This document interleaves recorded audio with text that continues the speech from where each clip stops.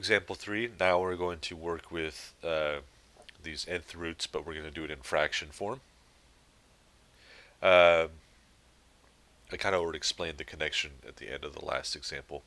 But 125 to the 1/3, I want to write 125 as the power of something to the third.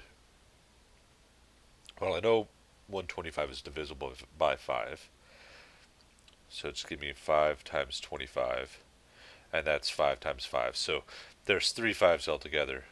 This is equal to 5 to the third to the 1/3.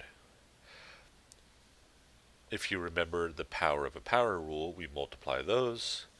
It cancels out to just be 5 to the 1. But we normally just write 5.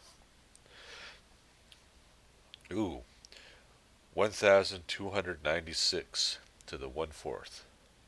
Well, that one I don't really know, but I know I'm only going to have uh, things to the fourth power. So one little trick that you can do here to kind of get you a clue is 1 to the fourth is 1. 2 to the fourth is 16. 3 to the fourth is 81. I'm just doing some numbers to the fourth power. 5 to the fourth is 625. Ooh, so you can see I'm getting pretty close there. 6 to the fourth, that's where I start pulling out my calculator. 6 to the fourth, ooh, is 1,296. So you see I didn't have to go that far. 1,296 is really 6 to the fourth to the 1/4, so it equals 6.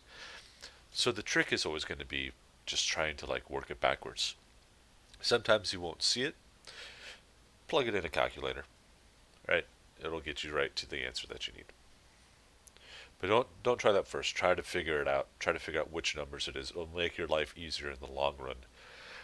Like that's the difference between being dependent on a calculator and trying to figure out by hand. When you're doing it with a calculator, you're only knowing the mechanics, which is important. You should know how to use a calculator. But if you only ever use a calculator, you're not getting any sort of sense of what the numbers are.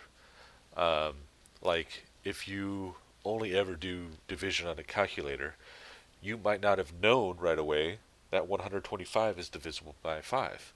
But if you've done a lot of those divisions in your head, you've noticed the pattern. A multiple of 5 is always ends in a 0 or a 5.